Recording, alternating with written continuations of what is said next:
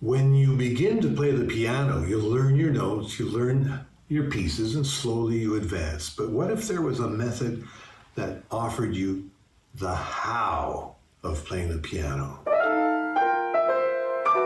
Such a method is Pianimals, 28 Feldenkrais Lessons for the Beginning Pianist Hand.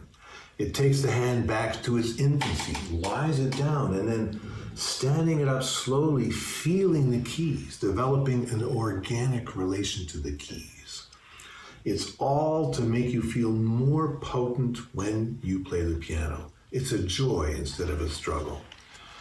The teacher's manual has these exercises which are going to help you master the sensation of the hand on key, plus the pictures and the compositions.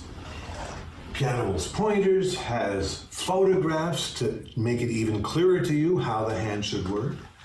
And of course, the pupils don't need all that verbiage, so they just have the wonderful pictures and the compositions.